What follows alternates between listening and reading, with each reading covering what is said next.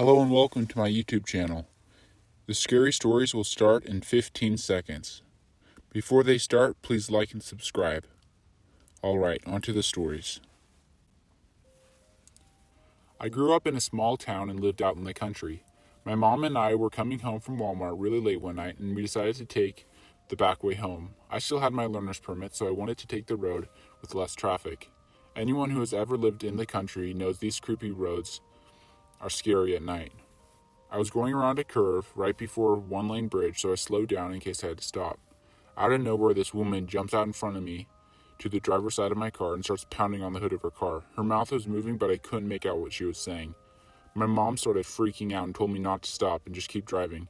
I kept going, and we both looked back to see where she was, and no one was there. To this day, my mom and I still remember it clearly. Turns out there's apparently a legend about a woman who died in the bridge and supposedly can be seen sometimes late at night. I get goosebumps to this day just thinking about it. When I was about 10 or 12, I don't really remember, I had an odd experience. At the time, I was sharing a room with my sister. We had lofted beds, and I slept on the top bunk. We had this stereo, and when you would press the button to turn it on, it would click, and a red light would pop up.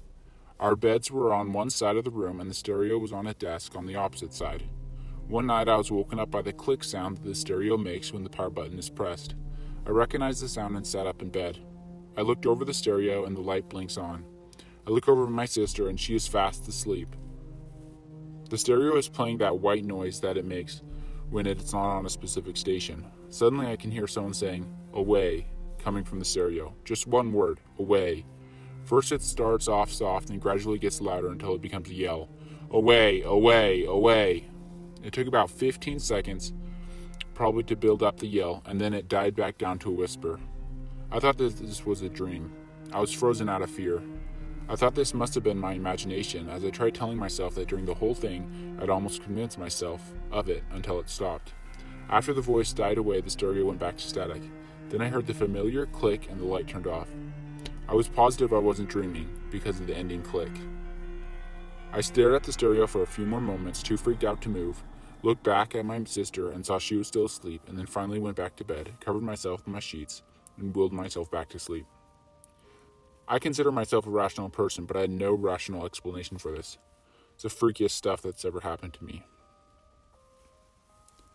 I was 17, still living in my parents' house. Everyone was away on a Friday night, so I only had a few friends over. We smoked a little and we were chilling in the basement playing video games. Two of my friends ran upstairs to get some snacks out of the pantry. After a few seconds, they came running down the steps yelling my name.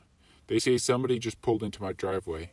I hear the dog start freaking out. I panic, thinking my parents are home, and I scramble to hide the weed and pipe that I had sitting next to the back door. I walked up the steps and looked out the window. There was no car in the driveway, but my dog was still freaking out. I went outside to see if anybody was there. It was late, almost midnight, and it was pretty cold. I was barefoot and poorly dressed. I walked around my house, shivering and nervous, and I found nothing. I went back inside, took my dog down to the basement with me, and tried to relax. Maybe about 20 minutes later, we hear a huge crashing sound. It sounded like something had exploded right in front of the house. We ran outside through the back door and saw a car wrapped around a tree by the road in my neighbor's front yard. My dog starts freaking out again. It was my brother's car. My brother had gone with my parents to my aunt's and left his car in the garage. I ran to look inside and there was no one in it. I immediately called my brother, freaking out. When he answered the phone, I was both relieved and confused. He instructed me to call the police. He came home. The police looked around, and they took statements from everybody. As the tow truck was pulling my brother's car out of the front yard, the police received a call about a break-in down the street. They left an officer with us, and the rest of them went to respond to the call. It turns out that a group of people were just going through my neighborhood, breaking into houses and stealing cars out of garages. I was in the house when the burglar stole my brother's car. I may have even walked right past him at one point. When they caught the group, one of the guys was injured, as he had been in the car wreck. He said he was the one who broke into my house. I knew him. He had graduated from my high school when I was a freshman. He had house sat for us. He knew where we kept the spare keys.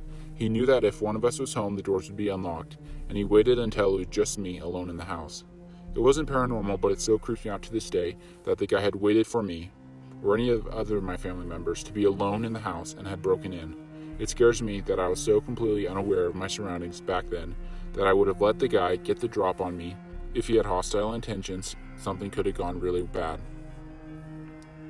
It makes me sick that somebody we had trusted to stay in our house while we were gone would come back a couple of years later and do something like that. I had once worked a very late night shift at a funeral home to prepare a body for a viewing the following morning. I think I finally finished my work around midnight. Anyways, it was winter and I ended up getting snowed in at the funeral home. I had to stay the night until the plows came in the early morning to plow out. Let me tell you, it's freaking creepy sleeping in a funeral home knowing there's 20 dead people in the basement. My fiance and I rent a house together and we live alone. About 2 years ago, my fiance and I were lying in bed. It was actually pretty late in the morning, 10:30 or 11 a.m. or so. I'd been awake for about 10 or 15 minutes and my fiance was just waking up. We lied there talking softly about whether we should get up or try to sleep in for another hour. He was lying on his back staring up at the ceiling, and I was on my right side facing him with my hand on his chest while we talked. In that position, I had my back to the bedroom door, which was maybe 8 or 9 feet away. Suddenly, an odd feeling came over the room. Seriously, it felt like the air in the room was either sucked out or maybe very, very heavy. And it almost felt like I was underwater, or the gravity changed, and the room seemed to almost feel like it was tilting to the side. It felt like the air in the room was pressing down on the top of my body, while at the same time slowing down time and making me dizzy and loopy. My ears were popping. Well, I thought it was just me feeling this, and for a moment I wondered if I was having a blood pressure drop. But my fiancé said, in a very frightened voice, that he sounded like he couldn't breathe as well, and he couldn't get out the words without struggling. "Do you feel that too? What's happening?" And that was when I knew something very odd and scary was going on, because he was feeling the exact same thing. I tried to speak, but my speech actually came out kind of slurred, and I had to face the words out of my mouth to say, "I don't know. I can't move." He said, "I can't either." And I saw him trying to turn over to his side and trying to raise his arm up. He kept just saying, "What's happening? What's happening?"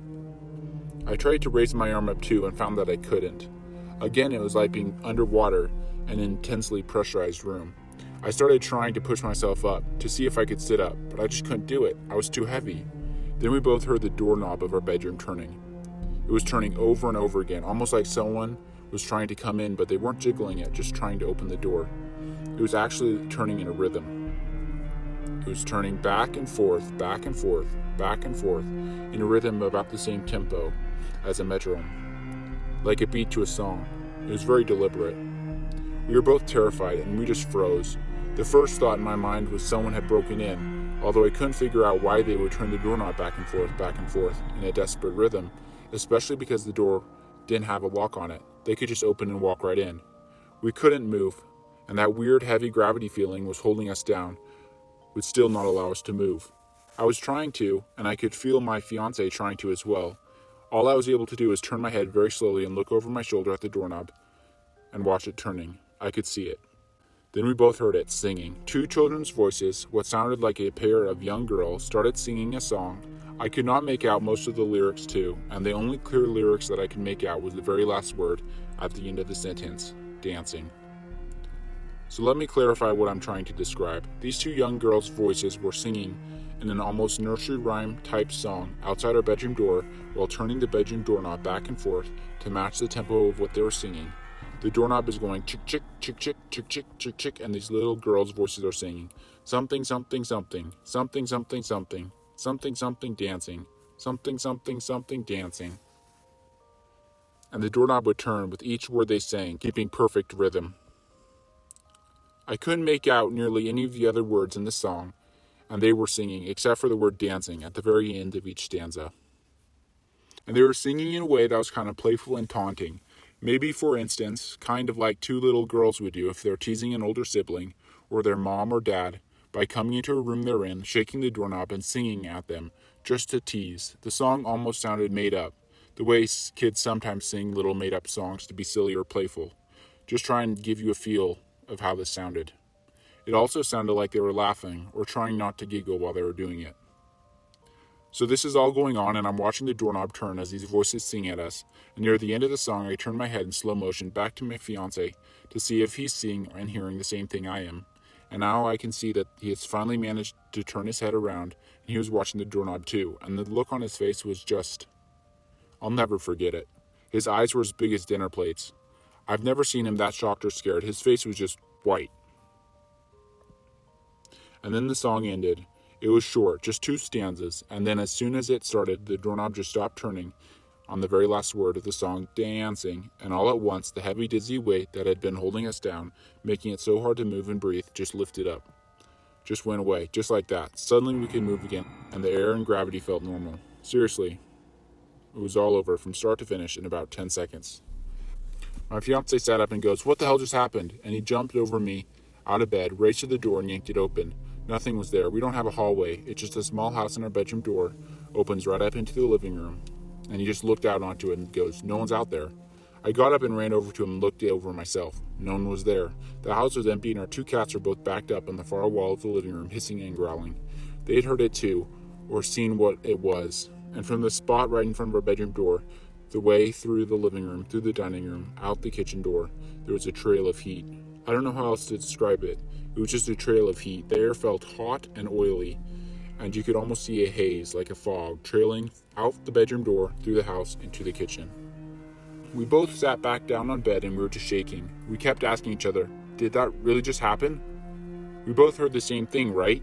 And yeah, we both felt the air pressure holding us down in bed and making us move in slow motion. And we both heard and saw the bedroom doorknob moving back and forth in rhythm.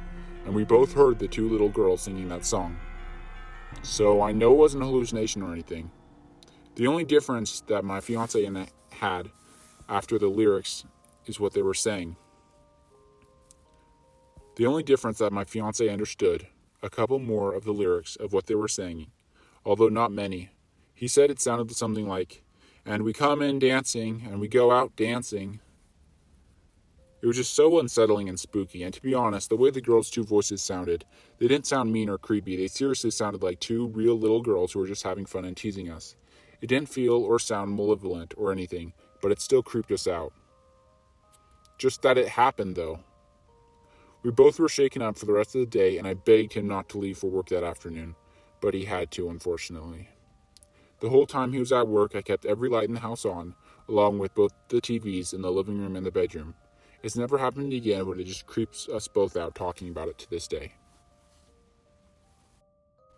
Thank you for listening. As always, please like and subscribe. It helps me out a lot. Have a good night.